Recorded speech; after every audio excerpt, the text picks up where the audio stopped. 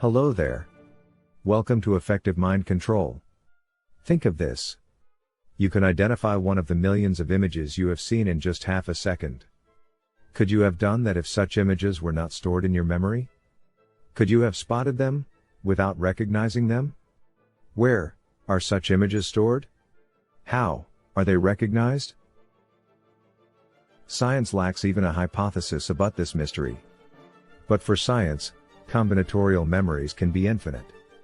Elimination algorithms identify patterns in such memories in milliseconds. For Abraham Thomas, an engineer, intuition is such pattern recognition. Every act of the human mind results from pattern recognition. Human creativity depends on it. Human genius derives from it. Consciousness is powered by it. Fear and anger are unleashed by it. Without intuitive pattern recognition, there would be no civilization. Only stones and ice would exist today. Is intuitive pattern recognition meaningless? For Abraham Thomas, the reported cellular memory in organ transplants confirms the presence of combinatorial memories in the axon helix of nerve cells. Numerous organ transplant receivers have reported a change in their personalities by seemingly acquiring the memories, experiences and emotions of their deceased donors. The changes in the behaviors and outlooks of transplant recipients may be triggered by the responses of these transferred organs to the sensory and emotional signals received by them.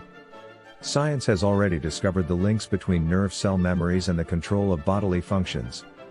In 2004, Nobel Prize-winning researchers reported how the olfactory system identifies millions of volatile chemical compounds in the air.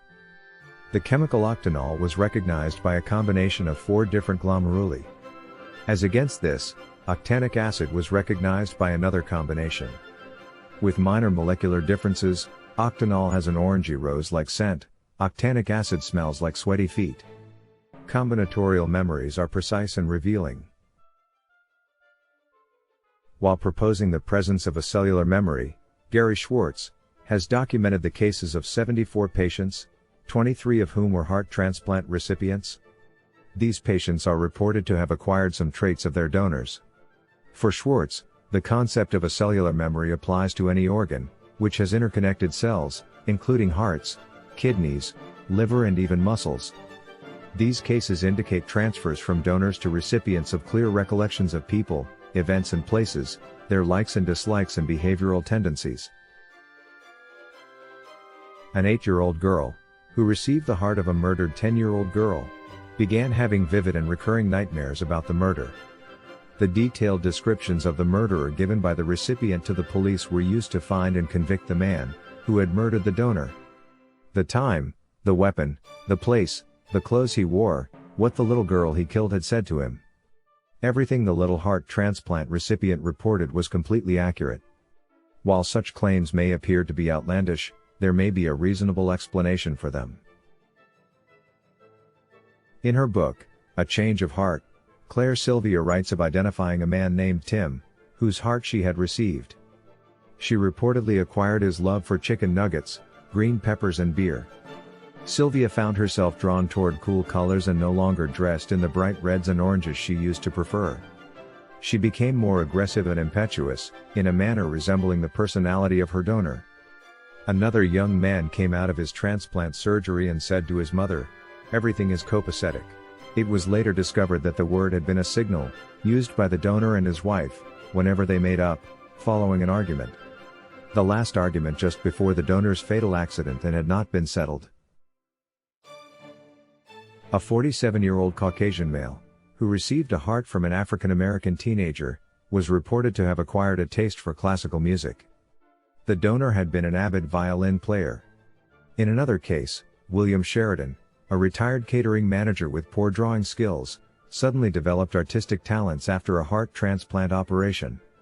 He discovered that the man who donated his new heart had been a keen artist. Donna B. Doe, a liver transplant patient, reports changes in food preferences and greater love for children and music. She became more talkative and quicker to express her opinions, which she would have kept private before surgery. Another liver transplant patient dreamed of happy childhood experiences of a young girl on a farm playing on a swing with her father. She discovered that those were the actual experiences of the donor. Transfers of memories have not been widely reported in simpler transplant cases. People who received donated corneas have not reported any such side effects. It is evident that ordinary cells in our body do not carry such extensive behavior-changing memories. Only the assembled combinatorial memories of a large population of neurons, as in the case of the heart, have caused noticeable memory transfer events to take place. The most significant changes in behaviors and emotions have been reported in the case of heart transplants. Dr. Andrew Armour, a pioneer in neurocardiology, suggests that the brain has two-way communication links with the little brain in the heart. The intelligence of neural brains and organs depend on memories stored in nerve cells. The heart and brain communicate with each other via nerve fibers running through the spinal column. However, in a heart transplant, these nerve connections are severed and do not reconnect for an extended period of time, if at all. The transplanted heart functions in its new body using its own intact, intrinsic nervous system. An intricate network of several types of neurons, transmitters, proteins, and support cells allow it to function as an independent organ. The combinatorial memories from the donor in these nerve cells reach the medulla, located in the brainstem, where they have a regulatory role over many of the blood vessels, glands and organs. Those impulses exercise new controls over the emotions experienced by the heart transplant recipient. They reach higher centers of the brain, where they influence perception, decision-making and other cognitive processes. Dr. J. Andrew Armour suggests that the elaborate neural circuitry in the heart enables it to act independently of the cranial brain, to learn, remember, and even feel and sense. Leopold Auerbach discovered a complex network of neurons in the intestines.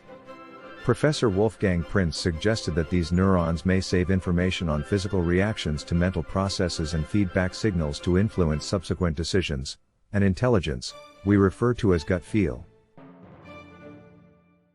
Hospitals do not disclose donor information to recipients in order to protect the family members on both sides.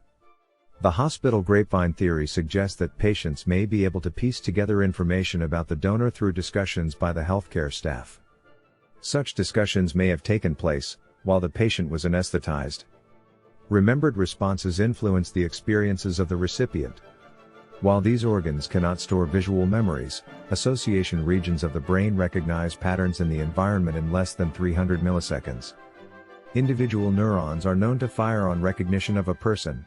The emotional responses subconsciously change behaviors, including a love for music or art. The recipient could come to believe that a scene familiar to the donor was familiar to the recipient, enabling the identification of the murderer by the recipient, as reported above. Dr. Paul Pearsall suggested that immunosuppressive drugs to minimize rejection of the foreign heart could bring associations to donor experiences in recipients. Scientists believe these drugs could act as psychotropic stimulants that lower the patient's thresholds for accessibility and enhance their perception, allowing them to recall memories they may have long forgotten. Pearsall suggests that the recipients are only recalling their own forgotten memories. But the changes in behavior and a new sense of familiarity with people and places could still be fed back through donors' emotional signals, causing the recipient to change behaviors and memories. Nerve links from the cranium through the spinal cord are severed for a heart transplant, even preventing a patient from feeling chest pain. Candace Pert discovered that amino acid chains, known as neuropeptides, which function as keys that fit into specific types of receptors located on the surface of the heart. Such neuropeptide chains and their receptors transmit messages between neural organs all over the body. She suggested that these amino acids carry emotion signals generated by many organs. Pert suggests that the amino acid receptors in the brain may function better for more sensitive recipients, making them better sense the signals from the donor hearts. A study in this field may reveal many new aspects of pattern recognition by neural organs. But cases of recognizing events and people may be more in the case of heart transplants, since larger combinatorial memories are transferred with the organ. The pivotal importance of combinatorial memories for pattern recognition cannot be overstated. Thank you very much for watching this effective mind control video. When you view the brain as a pattern recognition machine, many ancient mysteries vanish. Do come back to this channel. See you next time.